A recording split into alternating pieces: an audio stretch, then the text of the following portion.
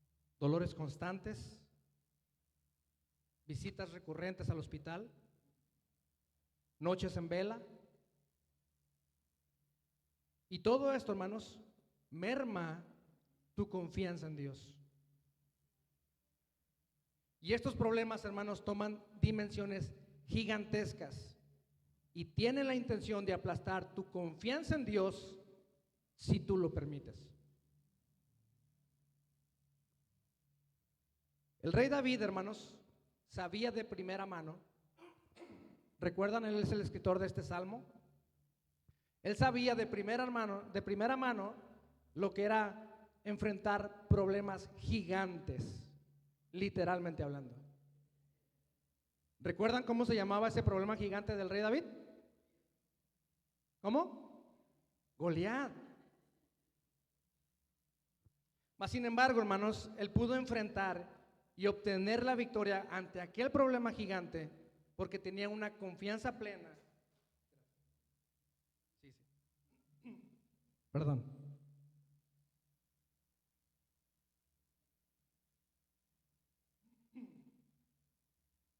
Él tenía una confianza plena en lo santo, en lo grandioso y lo trascendente que es Dios. Según el relato, hermanos, el rey Saúl y la nación de Israel estaban atemorizados. ¿Por qué? Porque tenían su mirada puesta en el gigante. Pero David tenía su mirada puesta en Dios, hermanos. ¿Recuerdan lo que decía el rey David?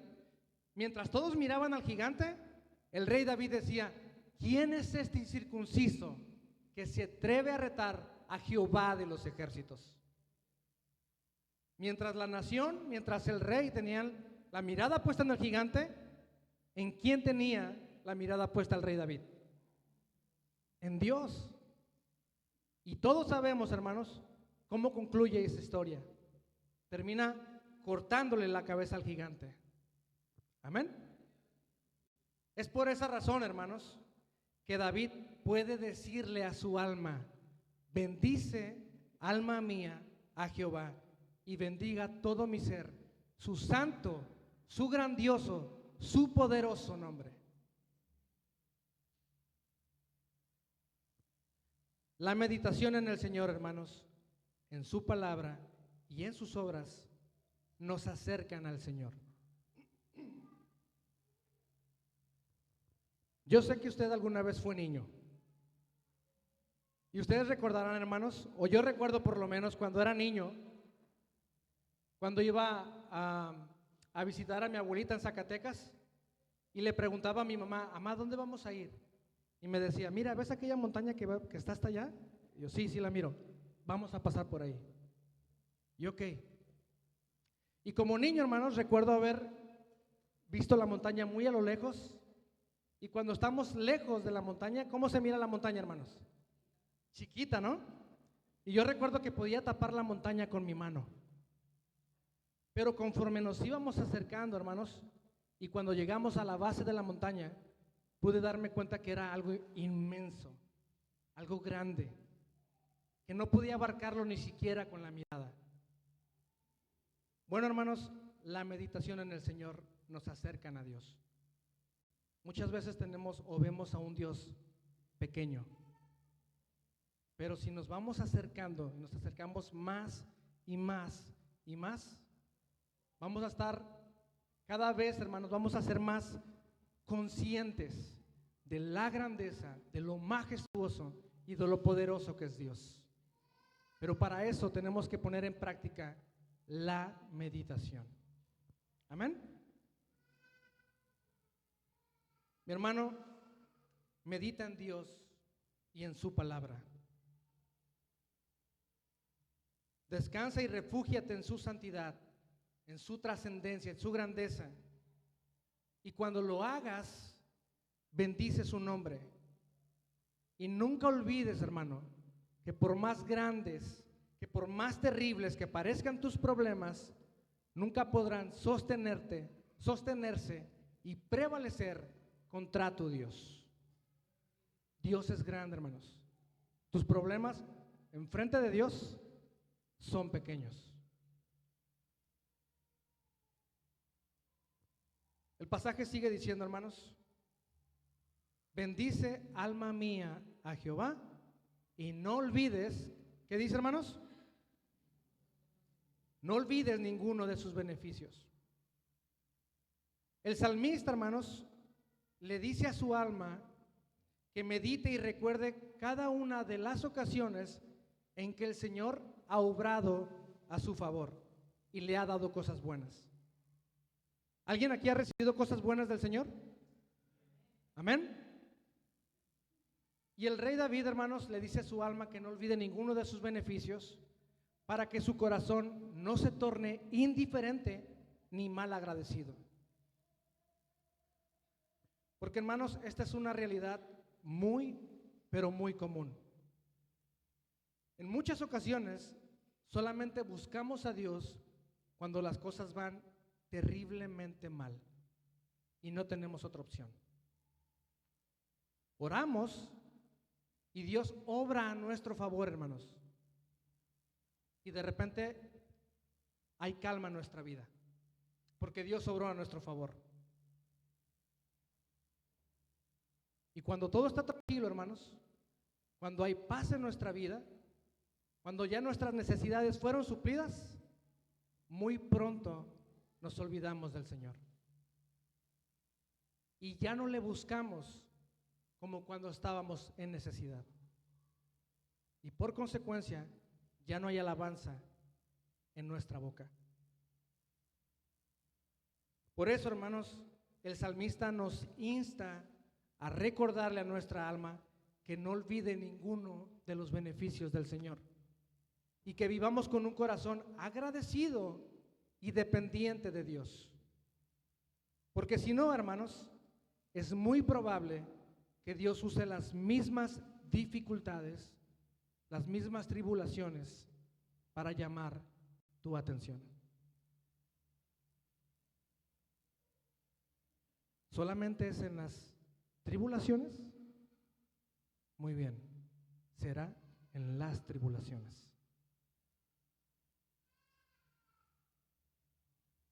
Levanta un monumento de piedras en tu corazón, hermano. Levanta un monumento de piedras en tu corazón. ¿Recuerdan el pasaje, hermanos, donde la nación de Israel va a pasar a la tierra prometida, pero tienen que cruzar el río Jordán? Cómo Dios obra al favor de la nación de Israel y con un milagro portentoso detiene las aguas del río Jordán y el pueblo logra pasar en seco. ¿Recuerdan? Bueno, el Señor le manda a Josué a levantar un monumento de piedras para que cada vez que el pueblo viera ese monumento, hermanos, recordara que Dios había actuado a su favor. ¿Recuerdan el pasaje? Hermanos, levantemos un monumento de piedras en nuestro corazón. Mi segundo hijo, hermanos, Mateo, nos ha sacado cada susto, hermanos. Lo hospitalizamos la primera vez porque no podía respirar, se estaba ahogando. Literalmente pensamos que se había muerto en nuestros brazos. También ha comido veneno. ¿Pueden creer eso, hermanos? Ha comido veneno. Pero la vez que más recuerdo, hermanos, y creo que lo mencioné la ocasión pasada que estuve aquí, es que a mi hijo le detectaron una enfermedad muy rara que yo nunca había escuchado. Una enfermedad que se llama púrpura de noche. Y nos dibujaron un cuadro terrible, hermanos. Pero el pueblo de Dios se levantó en oración. Y Dios hizo un milagro poderoso en nuestro hijo, hermanos. A los 3 o 4 días, el pediatra se rascaba la cabeza porque no sabía, no entendía cómo era posible que nuestro hijo se encontraba completamente sano. Nosotros sabemos por qué, hermanos. Dios es poderoso, amén. Pero, hermanos, ese día tomé la decisión de levantar un monumento de piedras en mi corazón. De tal manera que cuando uno de mis hijos se enferma ahora, hermanos, y mi corazón se angustia, yo miro dentro de mi corazón y veo ese monumento de piedras y digo, mi Señor es grande, mi Señor es poderoso, Él sana. Levanta un monumento de piedras en tu corazón, hermano. Cada vez que el Señor te sane, cada vez que el Señor te ayude, te levante, te sustente, levanta un monumento de piedras para que puedas usar esas situaciones para confiar plenamente en el Señor en situaciones futuras que vengan a tu vida. Dios es fiel, hermanos. Bendice, alma mía, a Jehová, y no olvides ninguno de sus beneficios. Y el pasaje sigue diciendo, hermanos, Él es quien perdona todas tus iniquidades. ¿Qué más? El que sana todas tus dolencias. El rey David, hermanos, sin duda alguna sabía de lo que estaba hablando, ya que él tenía muy presente la gracia y la misericordia de Dios. Pero tal vez tú puedas estar pensando, ¿no? ¿Qué pudo haber hecho el rey David? ¿Qué pudo haber hecho la persona que se conoce como el hombre conforme el corazón de Dios? Bueno, hermanos, algo que me encanta de la palabra de Dios es que no encubre ninguno de los pecados de ninguno de sus personajes. ¿Se ha dado cuenta de eso? Sino que más bien los expone tal y como son. ¿Recuerdan el historial delictivo de David, hermanos? Solamente uno. Solamente vamos a hablar de uno. David y Betsabé. ¿Conocen la historia? El rey David, hermanos, fue alguien que pecó por dejarse dominar por la lujuria. Cegado por sus deseos, hermanos, fue capaz de cometer adulterio con una mujer que estaba desposada, que estaba casada. Ya con un corazón endurecido, trató de encubrir su pecado a través de la manipulación y el engaño. ¿Recuerdan cómo emborrachó a Urías y le decía, duerme con tu mujer? ¿Recuerdan? Al no lograr su cometido, hermanos, la gran idea del rey David, la gran solución que se le ocurrió al hombre conforme al corazón de Dios, fue hacer ¿qué, hermanos? Fue matar a Urías. Fue este hombre, hermanos, lujurioso, adúltero, manipulador, mentiroso y asesino, confrontado por su pecado. Cuando el profeta Natán se acerca con el rey David, le cuenta una historia, David entiende que estaba hablando de él y reconoce y dice, he pecado contra Jehová. Y hermanos, he ahí la gracia y la misericordia de Dios. En 2 de Samuel 12, versículo 13, dice, entonces dijo David a Natán, ¿qué dijo, hermanos? Pequé contra Jehová. Y Natán dijo a David, también Jehová ha remitido tu pecado, no morirás. David experimentó, hermanos, de primera mano la gracia y la misericordia de Jehová.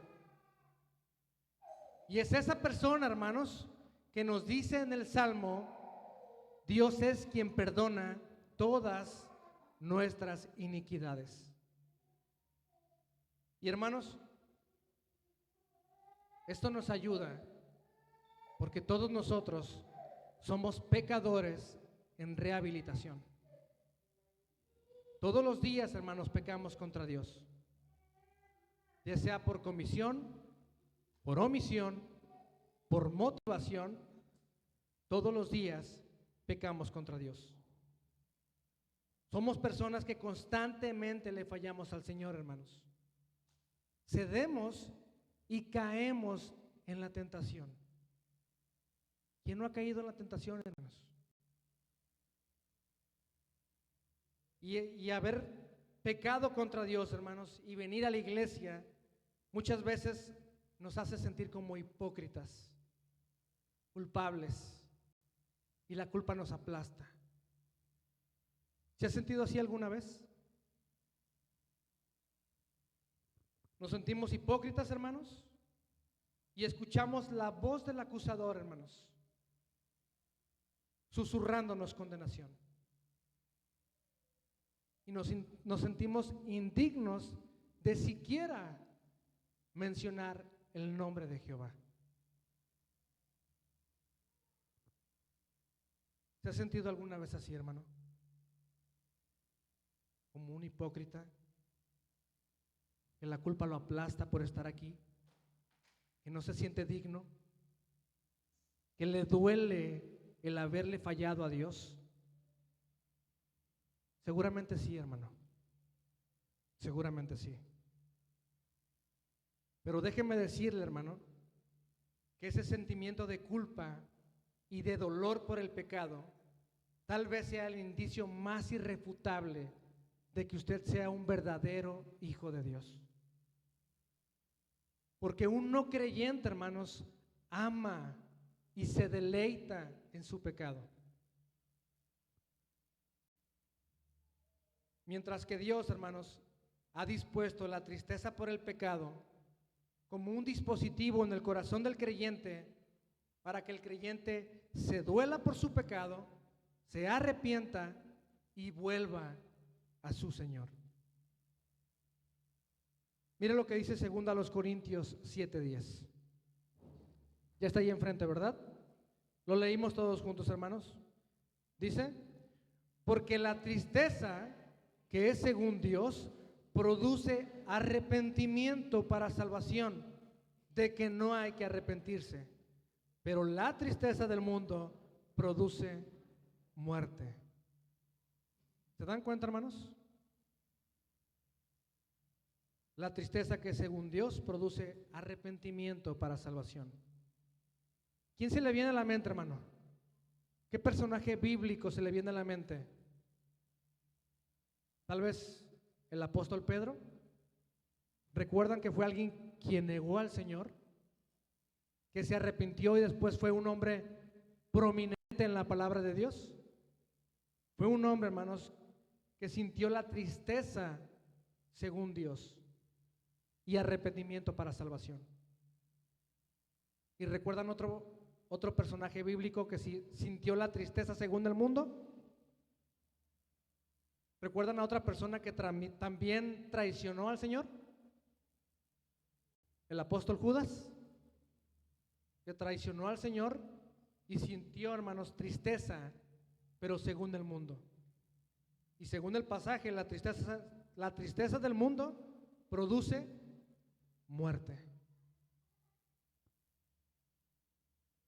Hermano, cuando la culpa por tu pecado quiera aplastarte, arrepiéntete de tu pecado, renuncia a tu pecado y recuérdale a tu alma las palabras del salmista.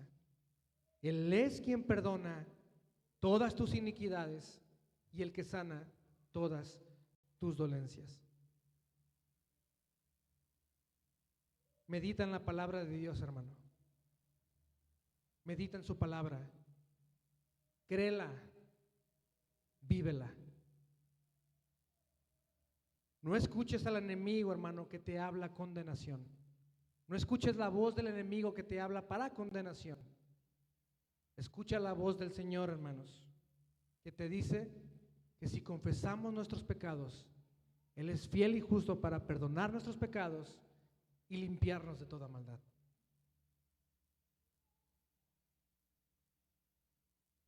La palabra de Dios, hermanos, nos dice en Romanos 5:8.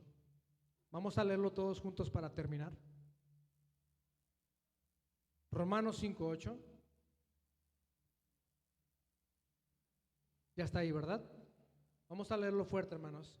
Dice, mas Dios muestra su amor para con nosotros, en que siendo aún pecadores, Cristo murió por nosotros. Pues mucho más, estando ya justificados en su sangre, por Él seremos salvos de la ira. Porque si siendo enemigos, fuimos reconciliados con Dios por la muerte de su Hijo, mucho más, estando reconciliados, seremos salvos por su vida. Y no solo esto, sino que también nos gloriamos en Dios por el Señor nuestro Jesucristo, por quien hemos recibido ahora la reconciliación. Amén. Gloria a Dios. Como conclusión, hermanos, el salmista meditaba, bendecía y se fortalecía en el Señor. Es necesario, hermanos, que los hijos de Dios meditemos en el Señor y en su grandeza para que podamos vencer los gigantes de la vida. Recuerda, hermanos, levantar monumentos de piedra en su corazón, recordando las proezas de Dios a nuestro favor para fortalecer nuestra fe. Y hermanos, nunca olvidemos el Evangelio. Todos los días recordemos el Evangelio, porque recordarlo, hermanos, nos llevará a vivir confiados en Dios, vivir agradecidos por su salvación y afirmados en su verdad, para que podamos vivir cada día para la honra y la gloria de Dios. Amén. Bendice, alma mía, a Jehová, y bendiga todo mi ser su santo nombre. Bendice, alma mía, a Jehová, y no olvides ninguno de sus beneficios. Él es quien perdona todas tus iniquidades y el que sana todas tus dolencias. Amén. Vamos a orar. Padre, te damos gracias, Dios, por tu palabra. Gracias, Señor, porque podemos aprender a través de ella que eres un Dios grande, poderoso, majestuoso, Señor, y que podemos vivir cada día, Señor, plenamente confiados en ti. Señor, reconocemos nuestra debilidad, que somos seres débiles y pequeños, Señor, y que dependemos de ti. Te pedimos en el nombre de Jesús que obres a nuestro favor, Señor.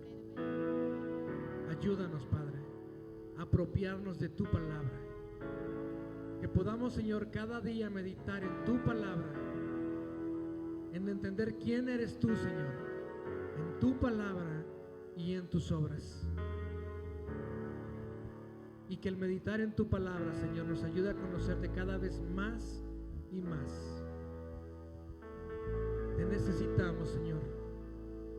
Obra en nuestro corazón a través de tu Santo Espíritu.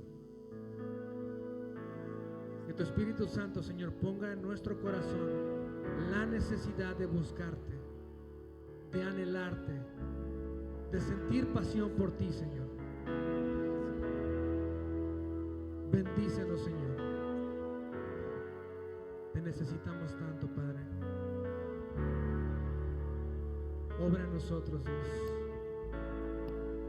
Y ayúdanos, Padre, a estar conscientes de cada obra, de cada bendición, de cada milagro, de cada necesidad suplida, Señor. Y que podamos atesorarlo en nuestro corazón y vivir confiados en ti, Padre Santo. Obra en nuestra vida, Señor, de acuerdo a tu santa y perfecta voluntad. Te amamos, te exaltamos, te adoramos y te lo pedimos todo en el nombre de nuestro Señor y Salvador Jesucristo.